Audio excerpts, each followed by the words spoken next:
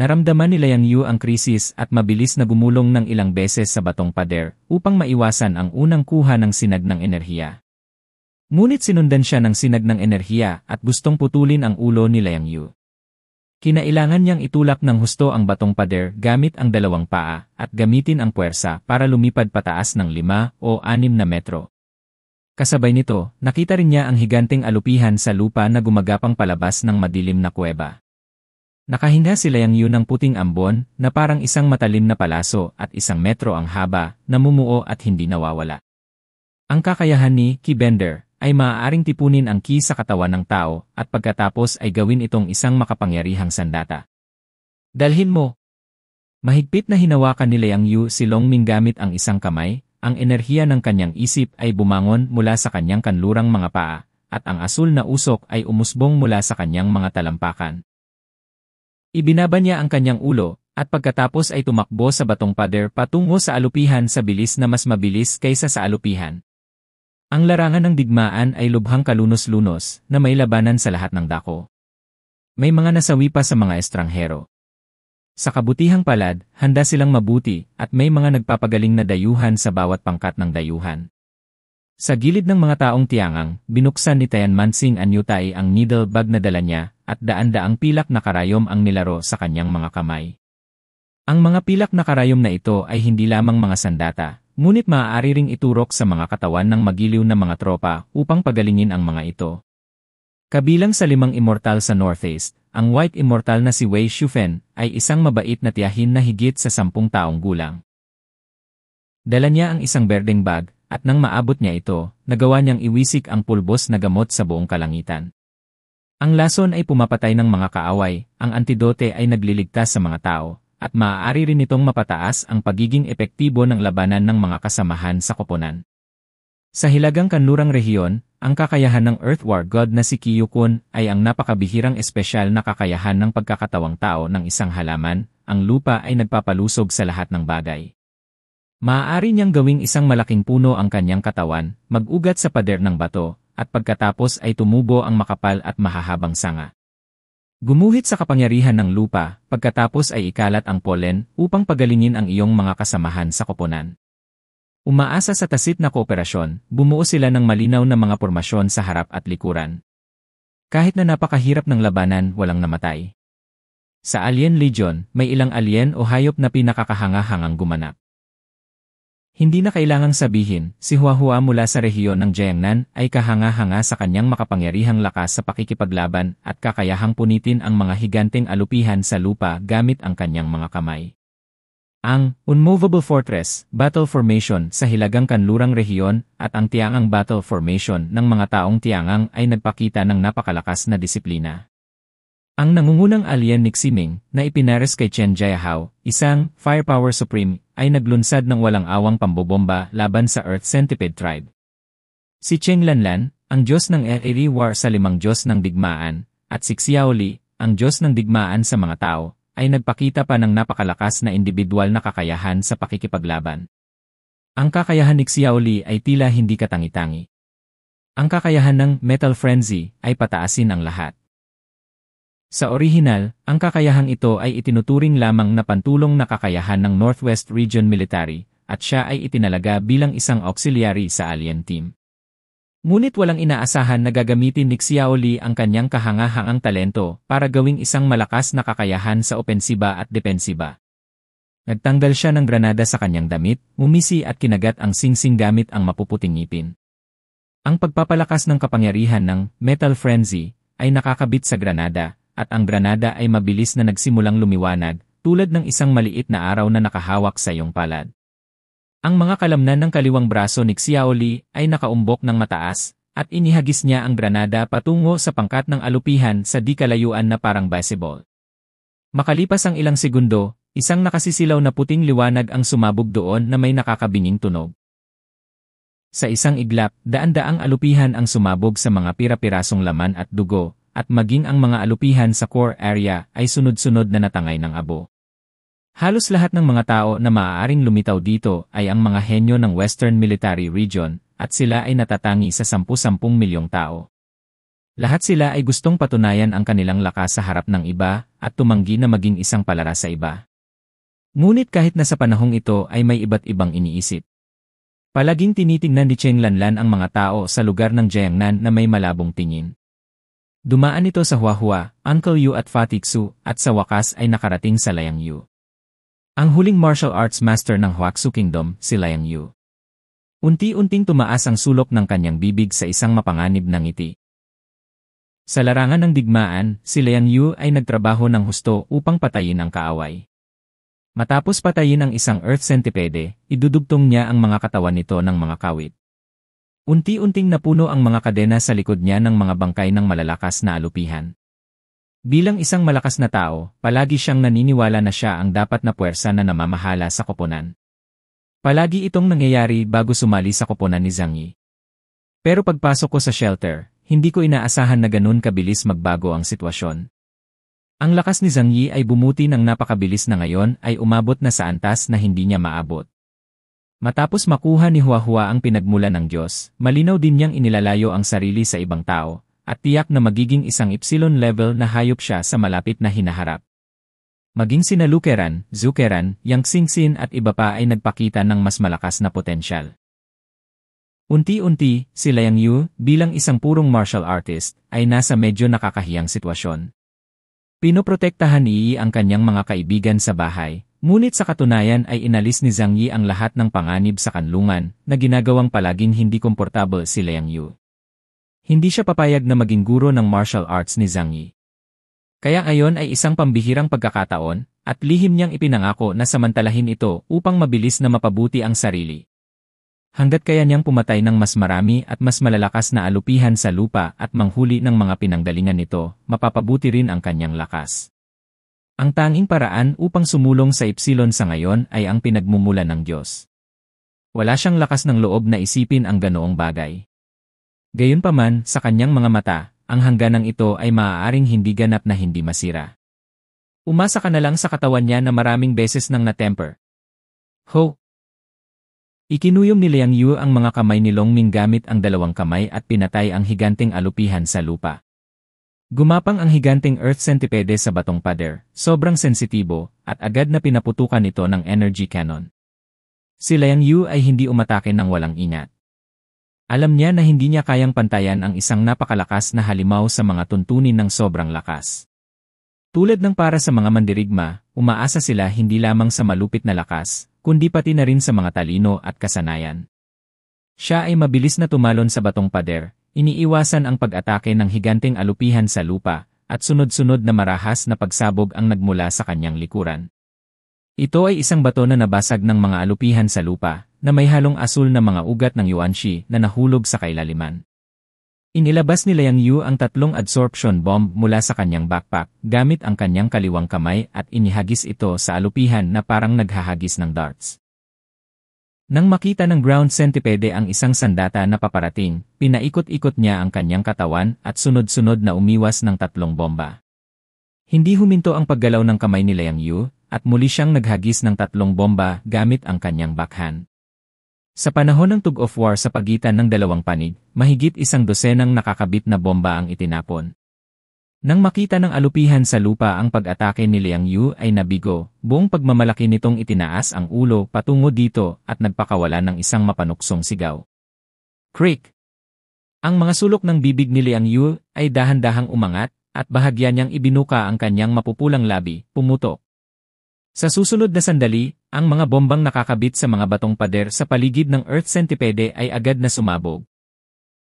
Ang mga bato sa paligid ng katawan ng alupihan sa lupa ay mabilis na natuklaw, at ang katawan nito na nakakapit sa bato ay biglang naging hindi matatag, at isang malaking bilang ng mga bato ang nahulog pababa.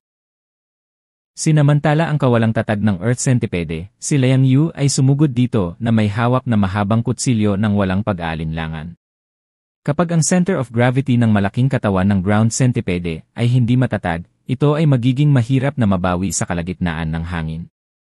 Pilit nitong pinaikot ang katawan, sinusubukang hawakan ang kalapit na batong pader gamit ang mga paa nito.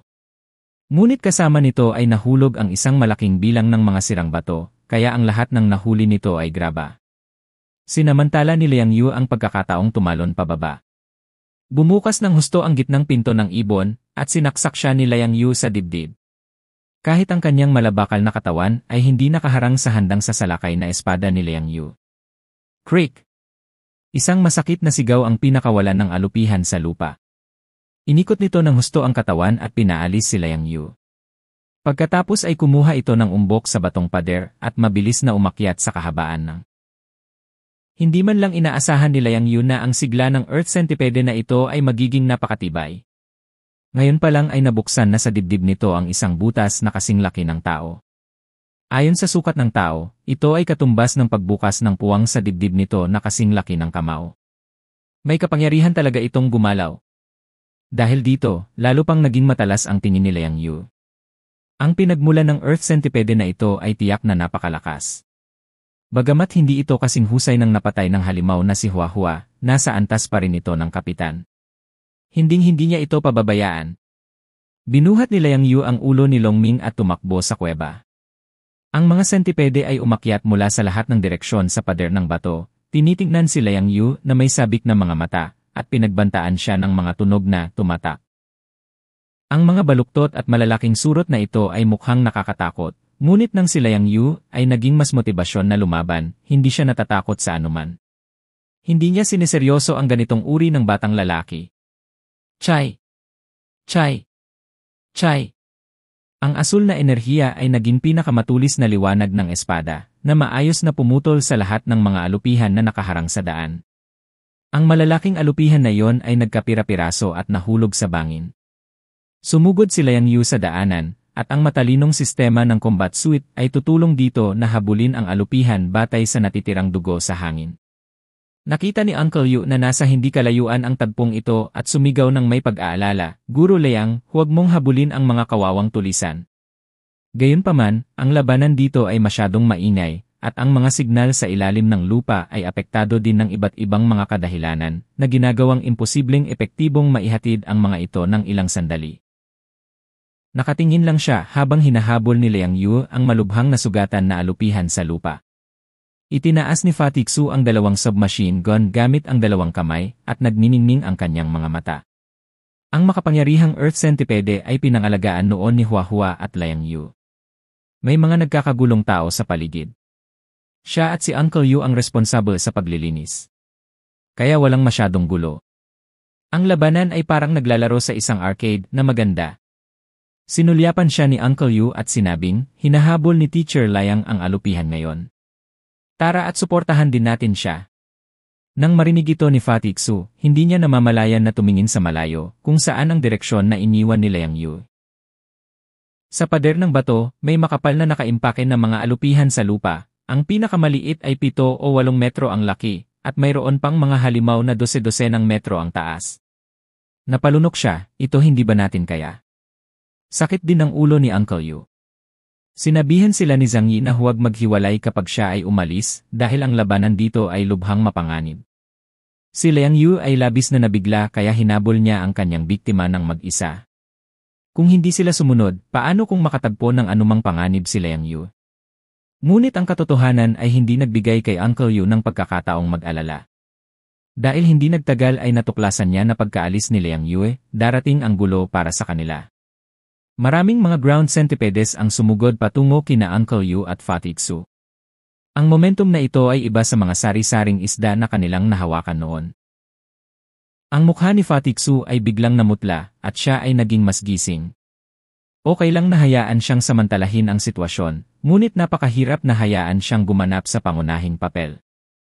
Sa kabutihang palad, kahit na hinabol ni Liang Yu ang alupihan, nandoon pa rin si Huahua. Nakain na nito ang higit sa kalahati ng higanteng alupihan sa lupa na may power index na 9,800. Unti-unti nang gumagaling ang mga sugat sa katawan nito, at mas naging masama ang aura nito, na ikinatakot ng mga estranghero sa paligid. Siyempre, hindi nakalimutan ni Huahua ang mga tagubilin ni Zhang Yi. Ang malalamig nitong mga mata na parang isang masamang Diyos ay sumulyap lang sa grupo ng mga alupihan. Sa susunod na sandali, ibinuka nito ang kanyang bibig, at ang isang stream ng atomic breath ay tumagos sa espasyo ng libu-libong metro, isa-isa. Ang mga alupihan sa lupa ay pinagputol-putol. Tuwang-tuwang ipinalakpak ni Fatixu ang kanyang mga kamay, Kahanga-hanga, kahanga-hanga. Tumingin si Huahua sa kanya sa gilid. Woo! Hindi man siya nagsasalita ay nasa mga mata niya ang kahulugan. Ang tanga mo, wala kang kinabukasan. Napakamot ng ulo si Fatiksu sa kahihiyan, hindi ako, ngunit ang mga kasamahan ko ay masyadong mabangis at hindi ako binibigyan ng pagkakataong kumilos. Nagbuga si Huahua ng mainit na hangin mula sa kanyang mga butas ng ilong, halos tangayin si Fatiksu. Tumingin ito sa malayo sa direksyon na iniwan ni Liang Yue, bahagyang nakasimangot. Ngunit ngayon ay wala na itong paraan para matulungan si Liang Yue, dahil patuloy pa rin ang paglitaw ng mga alupihan sa paligid nito. Kung umalis ito, magkakaroon ng mga butas sa direksyong ito, at ang mga dayuhan sa ibang mga lugar ay tiyak na magdaranas ng matinding kaswalti. Sa pag-iisip ng lakas ni Liang Yue, nagpa siya itong hayaan si Liang Yue na lutasin ang problema doon ng mag-isa. Kaya't umungal si Huahua at muling sumunggab sa isang kakaiba at baluktot na alupihan na katatapos lang gumapang palabas ng lupa. Si Liang Yue ay parang silver fox sa nyebe sa daanan, ibinaba ang kanyang katawan at mabilis na hinahabol. Ang combat suit ay nagbibigay ng kagamitan sa pag-ilaw na maaaring magbigay sa kanya ng limitadong hanay ng liwanag. Ang mga bahid ng dugo na naiwan sa lupa ay naging pinakamagandang palatandaan. Sa pagtugis, napatay niya ang hindi mabilang na mga halimaw na humaharang sa kalsada sa isang suntok. Ang ganitong uri ng giant ground centipede ay malinaw na may espesyal na katayuan sa kaharian ng ground centipedes, kaya walang pangalawang ground centipede sa itaas ng antas ng kapitan. Isang maayos na paglalakbay ang ginawa ni Liang Yue, pinatay sila tulad ng paghiwa ng mga melon at gulay, at sa wakas ay naabutan niya ang alupihan na ang dibdib ay tumagos. Ang core nito ay nawasak, at ang berdeng dugo ay umaagos mula sa malaking butas sa dibdib nito na parang bukal na tubig. Matapos maabutan ni Liang Yue, galit na gusto nitong tumalikod at lumaban, ngunit mahusay na iniwasan ni Liang Yue ang kanyang namamatay na pakikibaka, pagkatapos ay umikot sa likod nito at binigyan ito ng huling suntok. Boom! Ang malaking katawan ay bumagsak sa lupa, ganap na patay. Isang masayang ngiti ang lumitaw sa mukha ni Liang Yue. Binuhat niya si Longming at lumakad at nagsimulang hukayin ang kaibuturan nito. Ngunit bago siya nasa kalagitnaan ng paghuhukay, isang mapanganib na aura ang nagmula sa labasan ng kuweba. Ang unang sentido ng mandirigma ay higit pa sa karaniwang tao, at ang kanyang pang-anim na sentido ay maaaring magbigay daan sa kanya na makaramdam ng tinatawag na pagpatay na layunin. Walang pag-aalinlangan niyang itinaas ang mahabang kutsilyo sa kamay at itinutok doon. Hindi ito ground centipede dahil napakagaan ng paggalaw kaya wala man lang yapak sa hangin. Nang matapos magsalita si Liang Yue, tatlong tunog ng pagpalakpak ang nagmula sa direksyon kung saan nakaturo ang kanyang talim. Clap clap clap. Si Cheng Lanlan, na payat at payat, ay lumabas mula sa isang butas na may pagtingin sa kanyang mga mata na nagpapalamig sa mga tao sa likuran na nakatitig kay Liang Yue nang nakangiti. Masarap unang tulog. Si Cheng Lanlan ay may payat na figura, nakatayo sa taas na 1.75 metro, at may napakahusay na proporsyon na figura. Parehong sanay na ang kanyang mga braso at hita. Ang mga masikip na guya ay parang cheetah, na kayang sumambulat na may sapat na lakas anumang oras. Karamihan sa mga gumagamit ng kakayahan na uri ng hayop ay may kakayahang palakasin ang kanilang mga funksyon ng katawan na ginagawang mas nakahilig ang kanilang mga katawan sa mga hayop. Kaya nang humarap si Liang Yue sa kanya, itinaas na niya ang kanyang bantay sa pinakamataas na antas. Nakita niya ang mga kakayahan ni Cheng Lanlan. Ang Peregrine Falcon ay isa sa pinakamabilis na ibon. Kapag nangangaso, ang mga high-powered na kamera lamang ang makakakuha nito. Maaaring hindi alam ng target na tinutugis ng nilalang na ito na nahuli na siya pagkatapos ng kamatayan. Ito ay isang lubhang mapanganib na nilalang. At ang mga dayuhan na may kakayahan ng mga Peregrine Falcon ay talagang ang pinakanakakatakot na mga ngaso. Ang panloob na babala ni Liang Yue ay tumunog ng ligaw. Nakita niya ang mga kilos ni Cheng Lanlan at alam niya kung gaano katakot ang isa sa 5 Extremes Gods of War sa Northwest Region. Ang index ng kakayahan ay 9,700 puntos na mas mataas kaysa sa kanya. Higit pa rito, ang ganitong uri ng Ors-type ability user na napakahusay sa malapit na labanan at pangangaso ay malapit kay Liang Yue sa mga katangian ng kakayahan. Kung gayon ang 200-point superpower index lead ay tiyak na magiging lubhang nakamamatay. Bakit ka sumulpot dito? Nagkataon lang ba o para sa akin? Ang talim sa kamay ni Liang Yu ay nakatutok kay Cheng Lanlan at ang kanyang unang pagtulog ay hindi mapag-aalinlanganan. Higit pa rito, sa oras na ito, halos hindi sinubukan ni Cheng Lanlan na itago ang layunin ng pagpatay sa kanyang katawan. Sa oras na ito, malayo sila sa pangunahing puwersa. Kahit na kung ano ang nangyari dito, ang labas ng mundo ay walang paraan upang malaman. Sina Cheng Lanlan at Liang Yu ay nanatiling may distansyang 10-10 metro at dahan-dahang umikot. Si Liang Yu, isa sa mga babaeng nakapaligid kay Zhang Yi. Parang ikaw lang ang babaeng dinala niya this time. Hindi sinagot ni Cheng Lanlan ang tanong ni Liang Yu, ngunit dahan-dahang nagsalita tungkol sa impormasyon ni Liang Yu. Kumunot ang noo ni Liang Yu. Sinubukan niyang makipag-ugnayan sa labas ng mundo, ngunit ipinaalam ng matalinong sistema na ang lahat ng nakapaligid na signal ng komunikasyon ay naharang at hindi maipadala. Isang mapaglarong iti ang lumitaw sa mga labi ni Cheng Lanlan, huwag kang mag-abala, gumamit na ako ng kagamitan sa panghihimasok nang pumunta ako rito. Ngayon ay wala ng paraan para makipag-usap sa labas ng mundo sa anumang anyo.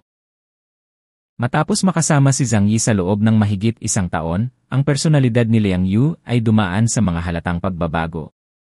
Siya ay may partikular na malakas na pakiramdam ng panganib at hindi na madaling mag-ilusyon tungkol sa iba. Gusto mo akong patayin? Tanong ni Liang Yu sa malalim na boses dahil natalo ni Zhang Yi si Li Changbong. Naisip kaagad ni Liang Yu ang problema.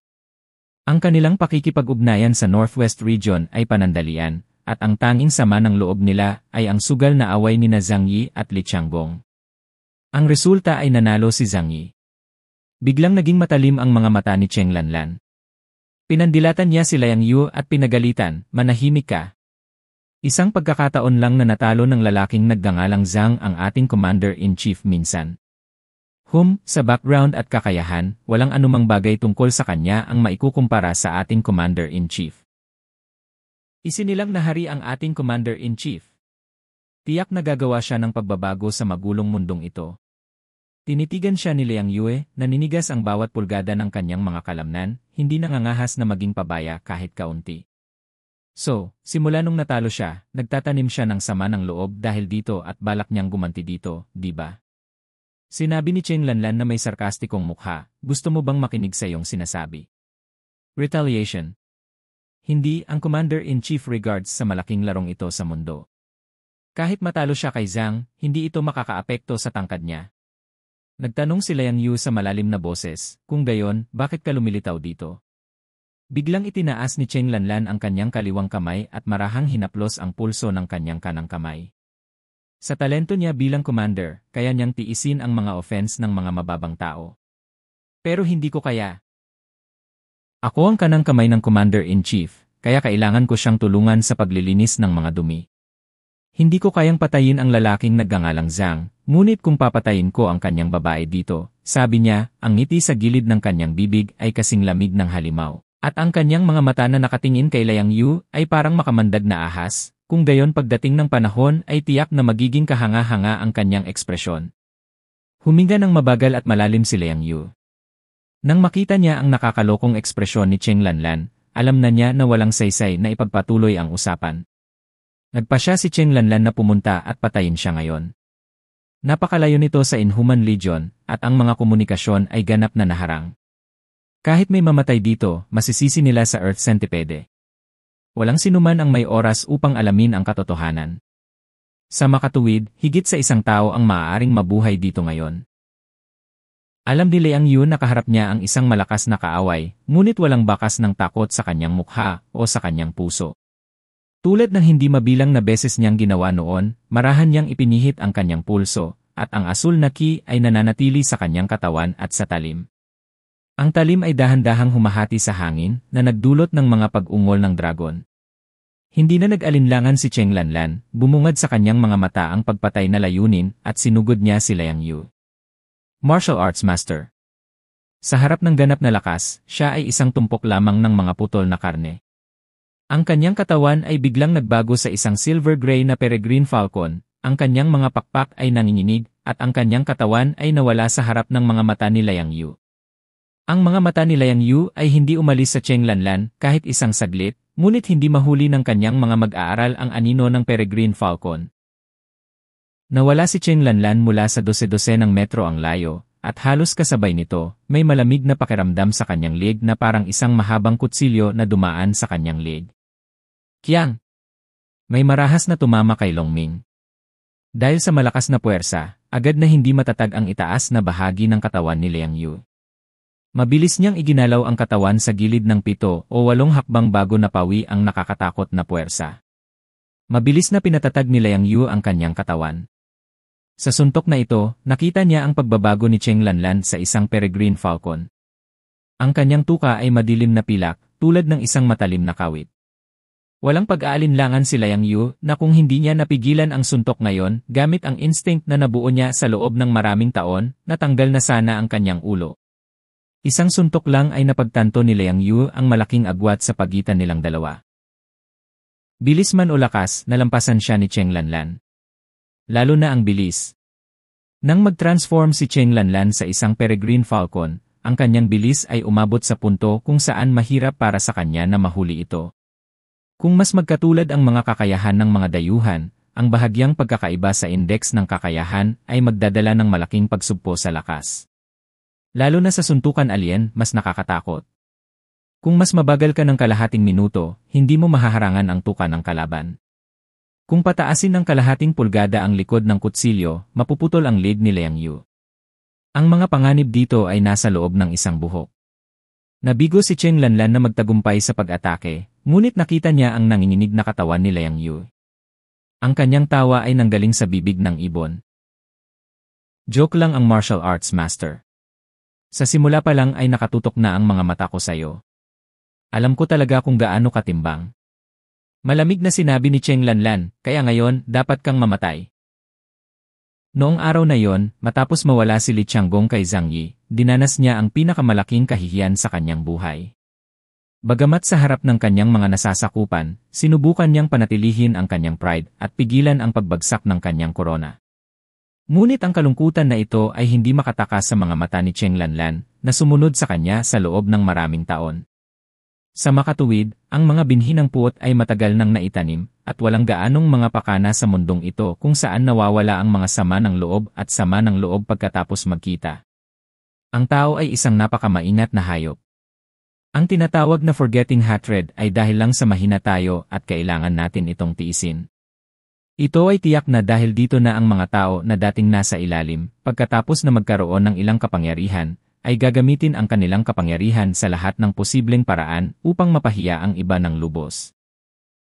Hindi masabi ni Cheng Lanlan na matagal na niyang planong patayin si Liang Yu. Ngunit nagkaroon siya ng ideyang ito dahil sa puot sa kanyang puso nang makita niyang umalis si Zhang Yi at ang napakalaking counterattack ng Earth Centipede ay nagpapagod sa lahat na harapin ito. Bilang isang peregrine falcon, mayroon siyang mahusay na paningin at malakas na kakayahang lumipad, na nagpapahintulot sa kanya na maingat na obserbahan si Liang Yu sa labanang ito. Hindi binantayan ni Liang Yu ang kanyang likuran. Hindi siya kasing mature ni Zhang Yi, kaya halos wala siyang reserbasyon kapag nakikipag-away. Sa makatuwid, ang kanyang lakas, bilis, at maging ang mga galaw ng pag-atake ay malinaw na naobserbahan ni Cheng Lanlan. Matapos sukatin ang agwat ng lakas sa pagitan ng dalawa, napagpasyahan ni Cheng Lanlan na kaya niyang patayin si Liang Yu. Ang peregrine falcon ay nagpakpak ng mga pakpak nito sa hangin. Matapos tingnan si Liang Yu na nagpupumilit na patatagin ang kanyang katawan, isang mapaglarong ngiti ang lumitaw sa mukha ng ibon. Wala nang higit pa dyan. Sa sandaling matapos siyang magsalita, nawala ang kanyang anyo sa lugar at nasa harap niya si Liang Yu sa isang iglap. Kinailangan ni Liang Yu na hawakan ang kutsilyo gamit ang dalawang kamay at ibuhos ang lahat ng kanyang lakas para labanan ang atake ni Cheng Lanlan. Ang bilis ni Cheng Lanlan ay masyadong mabilis at si Liang Yu ay hindi makalaban. Naiblock lang niya ito sa pamamagitan ng kanyang refined martial arts at instinct. Kahit na kumilos siya, hindi niya alam kung kaya niyang harangan ang pag-atake ni Cheng Lanlan, kaya hindi niya namamalayan na hinarangan niya ito. Sa kuweba sa ilalim ng lupa, ang tunog ng kumalabog ay parang forging bakal. Ang mga binti ni Liang Yu ay matatag na nakatanim sa lupa. Ngunit ang kanyang itaas na bahagi ng katawan ay dinadala ang marahas na epekto tulad ng isang malungkot na bangka sa hangin at ulan. Boom! Isang marahas na impact ang naging dahilan upang hindi masuportahan ng mga binti ni Liang Yu ang kanyang katawan na nakatayo sa lupa, at ang kanyang mga binti ay parang mga araro na bakal na umuukit ng dalawang mahabang marka sa lupa. No, you have to find a way to fight back. Kapag nagpatuloy ka sa ganito, sooner or later, papatayin ka. Kailangan kong hanapin ang mga butas sa kanyang pag-atake at makuha ang pinakamataas na kamay. Kinagat ni Liang Yu ang kanyang mga ngipin. Isa na namang malaking krisis ang naramdaman niya sa kanyang buhay. Ang sada ng kamatayan ay nakasabit ng mataas sa likod ng kanyang ulo at maaaring putulin anumang oras. Sa pagkakataong ito, walang Zhang Yi na tutulong sa kanya, kaya kinailangan niyang umasa sa sarili. Gayunpaman, pagkatapos ng mga taon ng pagsasanay sa martial arts, ang kanyang puso ay matagal nang matyaga. Paano siya naging mahina? Gaano man kahirap ang sitwasyon, magsisikap siyang maghanap ng paraan para malampasan ito. She is superior to me in terms of speed and strength. Kahit ang direksyon ng pag-atake niya ay irregular at hindi mahuhulaan ang mga kilos niya. Kinuyom ni Liang Yu ang hawakan ng kutsilyo, at ang pag-atake ay hindi tumigil saglit, tulad ng isang marahas na bagyo. Habang umaatake si Cheng Lanlan, ginagamit niya ang kanyang boses para subukang sirain ang kanyang paghahangad. Ito ay tila isang lansihin upang sirain ang kanyang biktima. Hindi mo kayang umatake. Boom! Ang tuka ng ibon ay tumama sa talim, at pagkatapos ay tumama ng malakas sa dibdib ni Liang Yu, dahilan upang kumulo ang dugo ni Liang Yu at halos bumagsak ang kanyang katawan pabalik. Masamang depensa. May isa pang pag-atake mula sa likuran. Walang oras si Liang Yu para tumalikod at tumangay gamit ang kaliwang braso. Isang singsing ng mga wrist guard ang lumabas sa combat uniform na humarang sa mga kuko ng Peregrine Falcon. Bita! Ang wrist guard na gawa sa metal ay talagang natusok at ang mga kasukasuan ay nagkalamat ng sunod-sunod. Mga maluwag na hakbang. Muli patagilid. Pakiramdam ni Liang Yu ay para siyang natamaan ng mabigat na martilyo. Ang likod ng kutsilyo ay hindi maitago, at ang kanyang braso ay sa wakas ay nahagod ng tuka ng Peregrine Falcon. Sa sandaling ito ay nagdulot ng matinding sakit. Ang unang dalawang patong ng unipormeng panglaban ay napunit, at isang malaking piraso ng laman at dugo ang napunit. Tumugon. Ang katawan ni Liang Yu ay hindi na makayanan ang tuloy-tuloy na mabilis na pag-atake, at marahas na itinapon. Ang mga mag-aaral ni Cheng Lanlan ay nagningning sa paghamak at pagpatay. Nothing decent at all. With your level, you still dare to call yourself a martial arts master. Your anonymity has brought shame to martial arts world. Kung ang sinumang nagngangalang Zhang ay napapaligiran ng mga taong katulad mo, maaga o huli ay matatapos din siya. Sa sandaling itinapon ang katawan ni Liang Yu, lumipad si Cheng Lanlan sa malayo. Pagkatapos lumipad ng napakabilis, gusto niyang tumalikod at bigyan si Liang Yu ng huling suntok. Ngunit sa sandaling ito, si Liang Yu na lumipad na parang saranggola, ay biglang bumaril ng kawit mula sa kanyang pulso at ikinawit ito sa batong pader sa hindi kalayuan. Gamit ang batong pader upang alisin ang lakas ni Cheng Lanlan, mabilis na pinatatag ni Liang Yu ang kanyang katawan at dumapo sa lupa gamit ang kanyang kaliwang kamay na. Sa oras na ito, talagang nahaharap siya sa isang desperado na sitwasyon. At sa kritikal na sandali ng buhay at kamatayan, ang problemang gumugulo sa kanya ay nakakuha din ng solusyon na maaari niyang subukan. Bakit may martial arts? Ito ay isang katanungan na dapat isipin ng bawat martial arts practitioner. Kung ang isang tao ay hindi magagapi hanggat mayroon siyang sapat na lakas at sapat na bilis, ano ang silbi ng pagkakaroon ng mga kasanayan? Si Liang Yu ay isang babae. Mula noong bata pa siya, sinabi na sa kanya ng kanyang ama at ng maraming masters na kung nais niyang makamit ang tagumpay sa martial arts, dapat siyang magsumikap kaysa sa mga lalaki. Dahil sa kanilang pisikal na disadvantages, halos hindi nila kayang makipaglaban sa mga lalaking nasa parehong kondisyon. Kaya, paano burahin ang puwang na ito? Minsan ay nagbigay sa kanya ng sagot ang isa sa kanyang mga hidden weapon masters. Gamitin mo ang iyong lakas at iwasan ang kahinaan. Dahil hindi ka kasing lakas ng kalaban, huwag kang makipagkamay. Kaya naman madalas may dalang armas ang mga martial arts masters sa South. Kung hindi ka kikilos, sasaktan mo ang sarili mo. Kung gagawin mo, makakasakit ka ng iba. Kung hindi ka kasing bilis ng kalaban, huminto ka. Samantalahin ang pagkakataon at pumatay sa isang hampas. Pero kapag pumalya ang strike, baka mawala ang buhay mo, kaya hindi ka madaling makaatake. Si Liang Yu ay palaging napakalakas ng loob at alam niya na ang patuloy na pagkaantala ay hindi makakabuti sa kanya. Dapat itong malutas ng mabilis. Ngunit bakit dapat sundin ni Cheng Lanlan ang kanyang mga utos? Dapat ma-expose siya. So, I have to show my flaws first. Ang paggalaw ni Cheng Lanlan ay dahan-dahang huminto sa himpapawid, pinikit niya ang kanyang mga mata, at isang malamig na liwanag ang biglang lumitaw. May balak ka bang lumaban? May mahinang pagngisi sa gilid ng kanyang bibig. Kung pareho silang sumuko sa depensa at pag-atake, ang kompetisyon ay kung sino ang mas mabilis. Ang bilis ni Liang Yu ay hindi kasing bilis ng sa kanya, kaya may pagkakataon pa ring mabuhay kung ipagtanggol niya ang kanyang sarili. Pero kung lalaban ka, siguradong mamamatay ka. Kamatayan sa korte. Isang napakasikat na galaw sa mga Neon Sword Techniques. Kahit na may mga katulad na galaw ng ganitong uri sa Huaxu Kingdom noong sinaunang panahon, hindi sila sikat. Karaniwang hindi nagsusuot ng armor ang samurai sa panahon ng mga duel, kaya hindi kailangan ng katana sword ang armor-piercing function, at ang shot ay mas mabilis kaysa sa iba. Si Liang Yu ay bihasa sa martial arts ng maraming bansa, kinuha ang esensya at itinatapon ang dumi. Makakagawa nga si Lai ng napakabilis na slash sa isang iglap. Ito ang pinakamahusay na pagpipilian niya sa ngayon kung gusto niyang lumaban kay Cheng Lanlan. Pagkatapos ng kanyang pakikipaglaban kay Tsukamoto Nobunaga, isang miyembro ng Niten First Class ng Eclipse Organization, si Tsukamoto Nobunaga, marami siyang natutunan. Pinagsama niya ang mga galaw ni Tsukamoto Nobunaga sa sarili niyang mga insight at bumuo ng bagong hakbang, Feng Wei. Sa kanya bilang sentro, lahat sa loob ng radius na 10 metro ay sakop ng kanyang talim. Sa isang iglap, ang kanyang talim ay maaaring umabot sa anumang punto. Pagkatapos pagsamahin ang kakayahan ng airbending, kahit na nakapikit siya at walang nakikita, nararamdaman pa rin niya ang paggalaw ng lahat sa loob ng 10 metrong radius. Ngayon, gusto niyang tumaya. Alin ang mas mabilis, ang kakayahan ni Cheng Lanlan, Peregrine Falcon, o ang kanyang espada? May isang pagkakataon lamang na gamitin ang espada. Kapag natalo siya, mamamatay siya. Naramdaman ni Cheng Lanlan ang mapagpasyang intensyon na ito, at naging matalas ang kanyang mga mata, ngunit hindi siya natakot. Walang sinuman ang mamamatay ng kusa, kahit na ang mga langgam ay namumuhay sa isang kawalang-galang na pag-iral.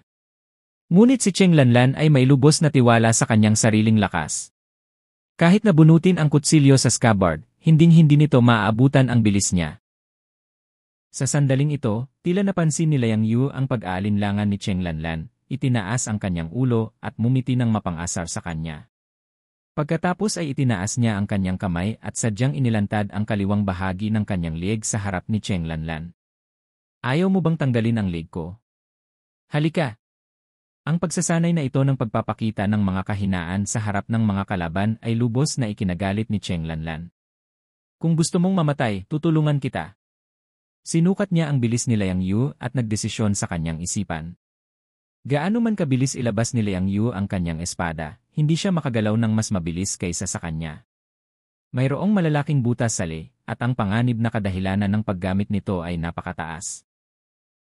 Ang mga katulad na diskarte sa pagguhit ng espada ay hindi popular sa sinaunang kaharian ng Huaxu, dahil ang mga sinaunang karaniwang espada ay madaling mabubunot, at ang mga pangunahing pormasyon ng labanan ay nangangailangan ng paghawak sa espada gamit ang dalawang kamay.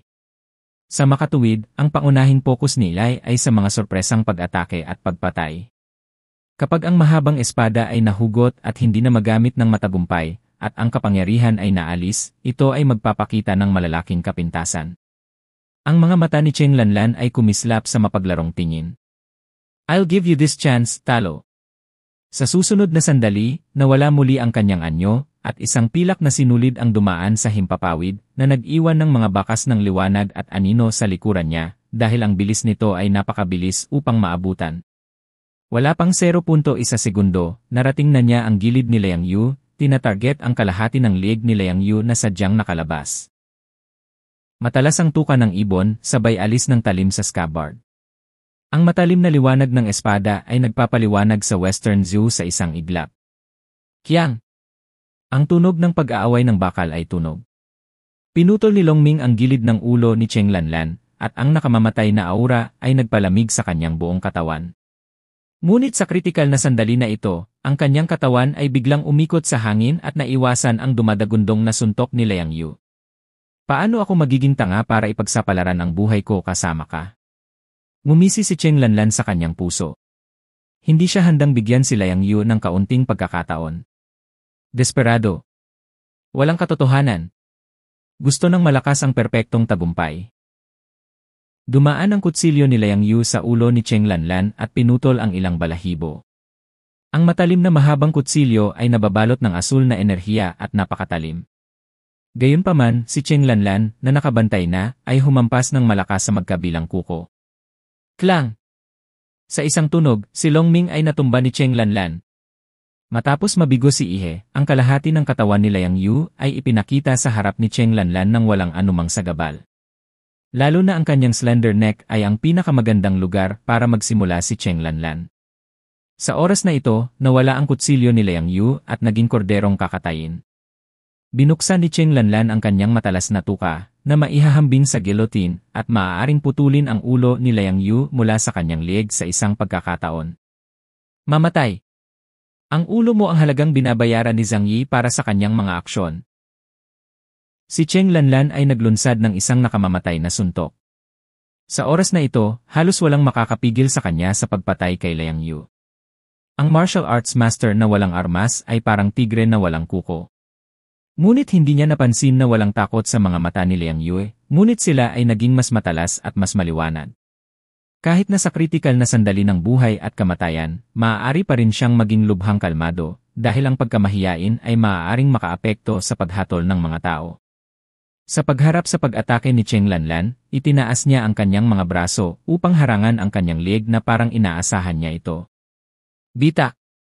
May malinaw na tunog ng pag-crack, at ang kaliwang braso ni Liang Yu ay naputol ng unang dugtungan. Ang kanyang mainit na katawan at lumakas na pangangatawan ay nakatulong sa kanya upang mabantayan ang pangunahing punto. Kinagat ni Cheng Lanlan ang kanyang braso, at pagkatapos ay ginawaran ng isang nakamamatay na suntok ang lumpo na si Liang Yu. Ngunit sa sandaling ito, isang lamig ang dumaloy sa kanyang dibdib at tiyan. Iyay! Isang matalim na talim ang tumagos mula sa kanyang likod hanggang sa kanyang dibdib na nagpapakita ng malamig na dulo. Hindi makapaniwalang tiningnan ni Cheng Lanlan ang matalim na talim sa kanyang dibdib. Sa susunod na sandali, isang malaking puwersa ang lumabas mula sa talim na durog sa kanyang mga laman loob mula sa loob. Puff! Si Cheng Lanlan, ang Diyos ng Essairi War sa Northwest Region, ay namatay. Sa isang maikling sandali, wala pang isang segundo, nanatili sa kanyang mukha ang kanyang mapagmataas at mabangis na ngiti, ngunit tanging pagkalito at takot ang nasa kanyang mga mata. Hanggang sa dulo ng kanyang buhay, hindi niya maintindihan kung saan nanggaling ang kutsilyo. Ang uri ng pagpapalakas na Liang Yu ay walang mga kakayahan na katulad. At ang lumilipad na kutsilyo na kontrolado ng dalisay na kapangyarihan ng pag-iisip ay hindi makatusok sa kanyang katawan ng tahimik. Ngunit wala na siyang sagot. Dahil nang bumagsak siya sa lupa, ang kanyang mga panloob na organo ay ganap na naging lusak ng tinadtad na karne at ang kanyang katawan ay bumalik sa kanyang hugis tao. Siya ay nahulog sa lupa na may snap tulad ng isang poodle ng laman. Medyo namutla ang mukha ni Liang Yu, ang isang braso niya ay bumagsak sa lupa, habang ang isang kamay naman ay may mahigpit na hawak. Lamang kapag binuksan mo ang iyong mga mata ng sapat upang makita ito, makikita mo na ito ay isang napakanipis na sinulid na sutla, at ang kabilang dulo ng sinulid ng sutla ay konektado sa hawakan ng mahabang kutsilyo. Namatay si Cheng Lanlan dahil sa kanyang kamangmangan. Mayroong isang maalamat na kaharian sa martial arts, lumilipad na mga espada. Ito ay hindi isang nakakatawang chismis, dahil ang isang tunay na airbending master ay maaaring makontrol ang kanyang sariling enerhiya upang makaapekto sa mga bagay. Ayon sa alamat, kayang kontrolin ng pinakamahuhusay na mandirigma ang kanilang mga espada gamit ang kanilang enerhiya. Ito ay naiiba sa karaniwang kontrol ng mga bagay. Sa paraan ng Ki Buddhism, ang Ki ay isang extension ng katawan. Sa makatuwid, ang pagkontrol sa espada gamit ang Ki ay parang paghawak ng espada sa iyong kamay, at ang lakas ng mga galaw ay hindi nababawasan kundi tumataas. Sa buong panahon, maraming mga masters ang naghahangad na maabot ang estadong ito, ngunit maraming mga henyo ang hindi kailanman naabot ito sa buong buhay nila. Hindi ko pa kayang kontrolin ang espada ng may enerhiya. Malakas na hinila ni Liang Yu ang sinulid na sutla sa kanyang kamay, at ang dagundong ng dragon ay lumipad pabalik sa kanyang kamay mula sa katawan ni Cheng Lanlan. Ngunit kaya ko pa ring kontroli.